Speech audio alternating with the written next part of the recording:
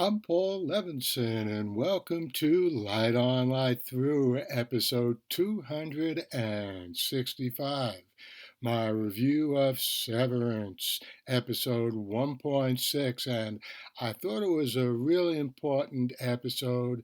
At the same time, taking stock, breaking out of some of our assumptions and previous knowledge of the characters on the show.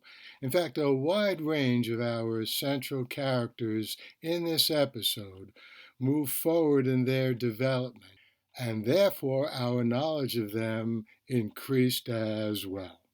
So let's see. Mark gets sent to the hateful break room by Harmony, but he gets even more rebellious. He leads his three severed compatriots to Bert's optics and design division, which seems like a supermarket in comparison to Mark's tiny four-person operation.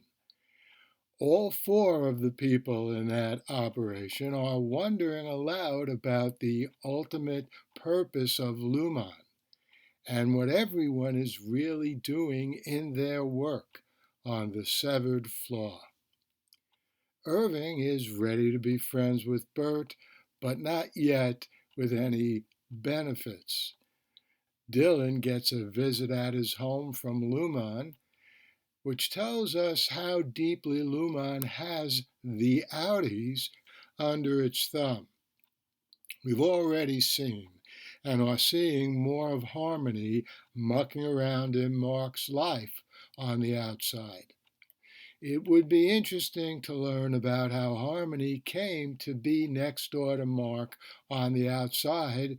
You may recall she's his neighbor, and what role that played in Mark going in for the severance. We may have seen something about that a little earlier on in the series, I'm not sure. I'd like to see some more, though. Back to Dylan. You may recall I said last week that Dylan's rebelliousness as an innie might well be a cover for his being a Luman plant in the innies. But that annoying, to say the least, visit in the middle of the night, well, that pretty much disproves that theory of mine. Yet there's much more story to Luman and its agents in the outside world. We're beginning to get an inkling of that with the politician, the husband of the woman Mark's sister meets in the birthing cabins, and the news story that he supported the implementation of severance at Luman. This means that there was public debate about that major, astonishing move. We need to know more about the people who opposed it. Where are they and what are they doing now? Petey's story could provide more information and insight into Luman on the outside. The company is obviously not too happy about reintegration working. Did they kill Petey, or did he die because of all the ill effects from the reintegration? Well, the budding relationship between Mark and Petey's daughter could be an avenue to some answers.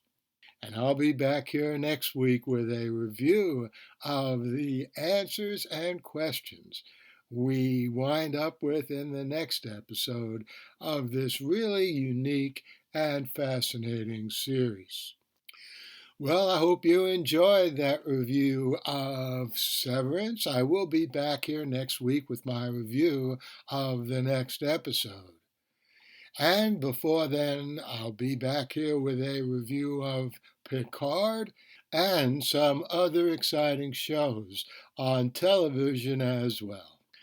In the meantime, stay safe, stay sound, and do whatever you can to help those heroic people fighting for their lives in Ukraine.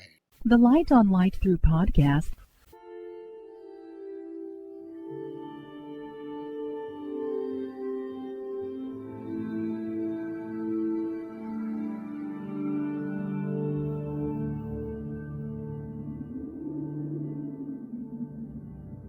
Athens, 2042 AD.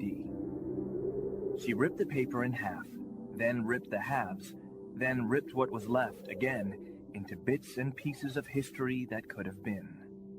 Sierra Waters had read once that, years ago, it was thought that men made love for the thrill, while women made love for the sense of connection it gave them. Curled Up with a Good Book says, Sierra Waters is sexy as hell. You can find out more about The Plot to Save Socrates by Paul Levinson at theplottosavesocrates.com. Paul Levinson Silk Code, about an ancient biotech war raging on in secret for centuries.